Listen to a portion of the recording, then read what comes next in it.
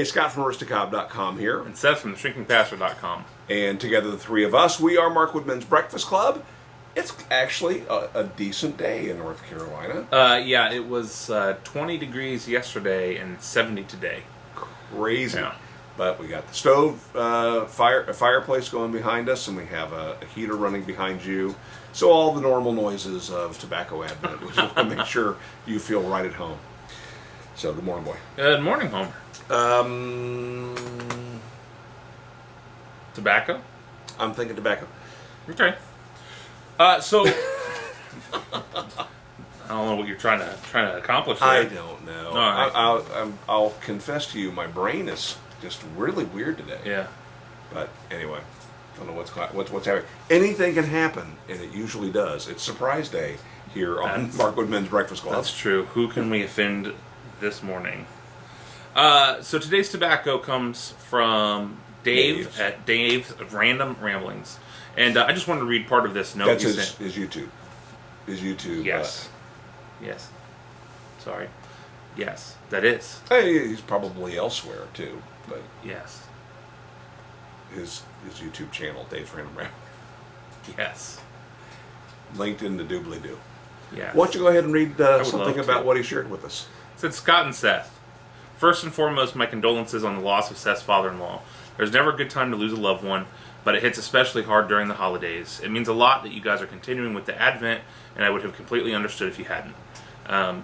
David, I just want to say thank you. And this is the first time we've recorded since we recorded those last bank of videos, and so I wanted to thank everybody for the support that has poured out a record number of comments on that video. Everybody sharing your own stories and experiences of loss, and your thoughts and your prayers have been greatly appreciated.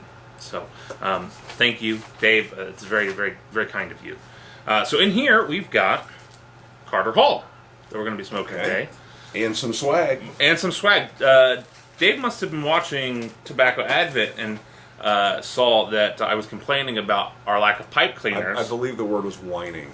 Going with whining. All right. Start loading up here. That's fine. I'll accept it. I'm a millennial, so I'll accept that. Whining about pipe cleaners. And also included a Bic, a mason jar Bic, which is just awesome. That goes right along with my pickle Bic. That's cool. It does. Should have a set. And now we actually have a lighter that hopefully works. It does. Can confirm. You know, the reason why our lighters weren't working was because of the cold, I would say. I mean, probably every lighter in this joint, we tried topping them off. They were all really struggling. Just like the fluorescent lights in here. But as we have discussed in the past, though, I think the primary problem is we keep a bunch of lighters around that aren't Bics, and they don't perform. The Bics, when they have juice, perform just admirably. You know, I was thinking the other day, this is the first tobacco advent in a year or two that we haven't been using Nathan Campbell's matches in the match case. No! Yeah, we ran right through those, and so now we have an empty case. Is it empty? Yeah, I think so. Oh, bummer. So we'll have to do something about that, but thinking about you, Nathan. Okay, so the thing I recall about Carter Hall is I got tongue bite the last time I tried it. Yeah. And part of it is so often I find that it's dry because it's one of those dime store, drugstore tobaccos, and it can be kind of dry. Is Dave going to tell us about it? Yeah, let's listen to what he has to say. And then we can in. Why don't you tell us about it? Hey, Scott and Seth. David here over at Dave's Random Ramblings. The tobacco I have for you guys is Carter Hall. Now, I actually really used to like Carter Hall, but lately it's been, and I don't know if I just got a bad pouch, maybe you guys will be able to tell me, but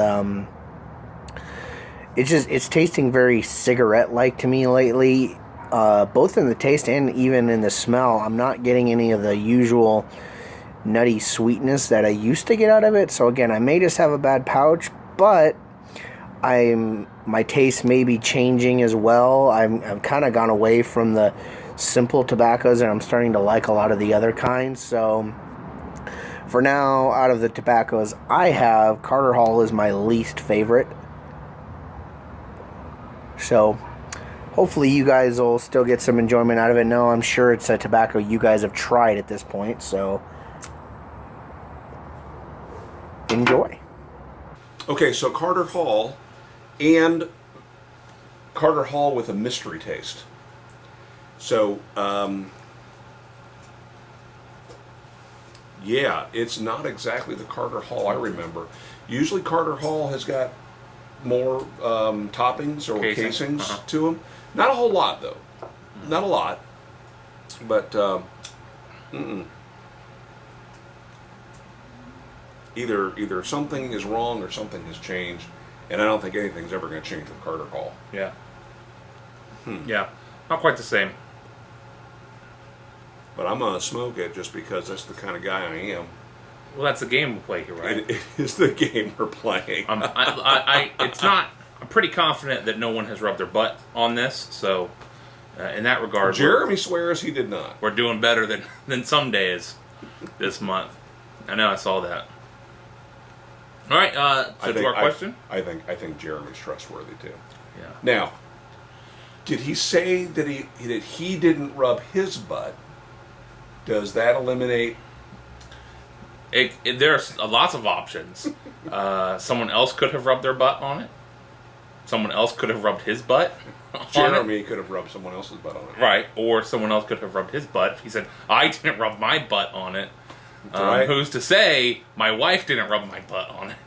That's true. Yeah, I mean, that's what We're I on keep to my you. wife. That's what I keep my wife around for. We're on to you, Jeremy. All right. Dave, what's our question today?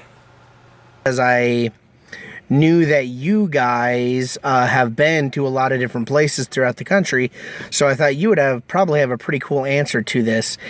The question is, what is the most memorable place you guys have ever spent away from home for Christmas? Now, it doesn't necessarily have to be a good memory. Could have been a place you'd never want to go to again, but just it stands out as your mind as the most memorable and or unique place you've ever spent away from home for Christmas. For me, it would most definitely be when I was deployed overseas in the military in Iraq. And we were at one of the military camps there, had our entire company, probably 100 some odd of us, all living together, sleeping on military cots in this big canvas, common space tent. And our company commander had made arrangements to have these little stockings filled with candy and little like dollar store type toys delivered to our cots in the middle of the night, so that when we all woke up, we all had these stockings filled with little goodies and things like that waiting for us. So it was kind of cool that even though we were way far away from home, that we still had some semblance of a traditional Christmas. All right, guys. Hope you liked the questions. Hoped you enjoyed the tobaccos. And happy smoking. Okay, so that's kind of almost sort of like one we've answered before, but different. Well, do you have one? Memorable Christmas place? Well, okay, so I find it difficult to separate the place from the occasion. Right. So, one that sticks out, the very first one I thought of immediately is we were in Maine at my aunt and uncle's cabin, that log cabin that they had built there, and we arrived about half an hour before he passed away, my uncle. And that was Christmas Eve, I think, that we got there. And so, that certainly stands out as being memorable. And it's a unique place, but I don't know that's the most unique place, period. We've done Christmas at the beach several times. We've done Christmas at a couple different camps before, summer camps. Been several times in the No, mountains. you're taking some of mine here. Okay, but We've been to some memorable places over Christmas. Yeah, I think one of the probably the most unique places over Christmas that is probably not a very common Christmas destination is Colonial Williamsburg. Yes. We were there for Christmas, and that was great. It's beautiful. Everything's decorated, and if you haven't been to Colonial Williamsburg, it's in Williamsburg, Virginia. If you live anywhere nearby, you should make a trip. Go for a couple of days. It's an old historic town, the town of Williamsburg. They moved historic buildings and created this town that is a living town. So there's a blacksmith and a baker and shops, and there are people walking through. Every day has a storyline that correlates to that day in history. Now that's cool because they've taken notes from the governor's mansion and the government records of court cases that were being heard and people that had been thrown in jail and what was going on on the war front, and they pieced those together. And so whatever day it is on the calendar, it's that day, but back in the what? 1775 is the year that they run it through. It's really cool. Yeah, they do that so that you get a lot of the tension between the colonists and the British government. And so they'll do effigies, they'll burn an effigy of the governor, and there will be things where people will talk about politics. Oh, I tell you, one thing that's really harsh is you'll go in to hear a court case, and they'll say, so is anybody here in the, it looks like we're coming up short on our jury. Anyone here interested in being a part of the jury? And the hands go up, and then they say, well, we're going to need to eliminate a few of you. So you, for example, sir, you're the wrong color. You would have been a slave in this era. You'll have to sit back, put your hand down. And all the ladies, you can't serve on the jury. Any of you not landowners, put your hands down. Right. It's really stark. Not over the age of 30. You end up having a lily white male, elderly. I mean, you say not over 30. I think they're over 30, not under 30. Anyway. Well, no. That's what I mean. Not under 30. My bad. So anyone under 30, they have to put their hand down. Yeah. Or whatever the age is, but it's older than 18. So those are sobering things to see, and you'll see some of these kids that are sitting there that are suddenly shocked, and this is not fun, right? Because they or their parent or their mom or somebody has just been insulted, right? Well, and turned away. They think, it is amusing, and it is.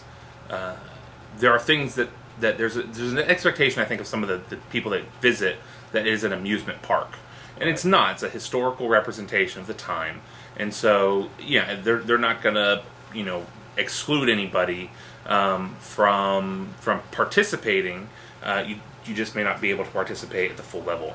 So it's a cool place. That I think is probably one of the more interesting, unique places to have spent a Christmas time. All right, here comes the rain, so we get to add some more noises to the room. Let's see, for me, a very memorable place, and as you said, kind of ties into what was going on there, was one year we went to the mountains in Denver. My parents have a timeshare that comes up every 5 or 6 years they get it over Christmas. Right. And so we all descended upon it, made it a little bit of a reunion for my parents and their children, and then all of our children. And it was interesting for a couple of reasons. It had been many years since I had been together with all of my siblings, and it was a stark reality to me that we were now completely different people than we had been when we were younger. And I had interacted with them in different occasions separately, but all together. It was a very odd situation, but we had gotten into a pretty big debate over dinner time over national health care, and this was Hillary Clinton and her husband and President Bill Clinton at the time were talking about national health care, and there had been this big discussion about that over dinner, and we had present in the room a retired Army brother-in-law, a active Marine, a active Navy enlisted man, and my dad, a retired colonel in the Air Force. So it was really interesting because most of the adult men in the room were already quite familiar with nationalized or social health care because they were getting some form of health care provided by the government, and none of them were impressed with what they were getting. On the other hand, we had some folks in the room that had some struggles with being able to provide insurance and therefore health care for their family. Right. And so they had very strong opinions around the table, and one by one people peeled off because the conversation was getting too hot, or as I like to say, too factual. It was becoming too real.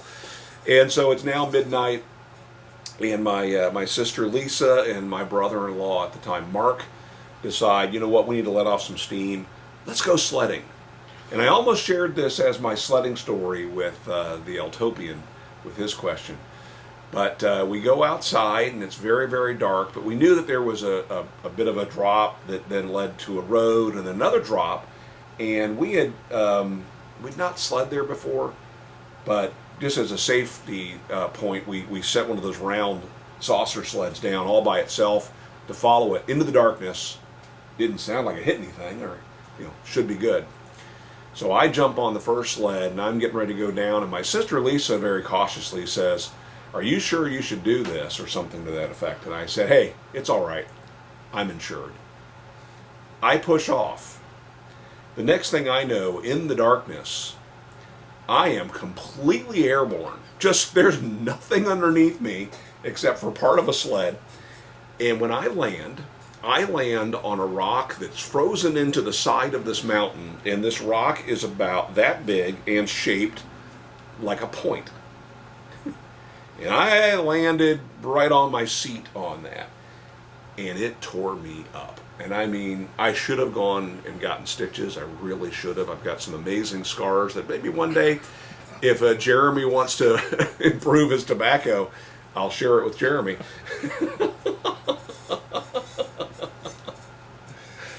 That's so wrong. But that required me to basically have my wife drive us home. Were we in Ohio then? Yeah, home to Ohio, with me on my side with the front seat reclined in the car.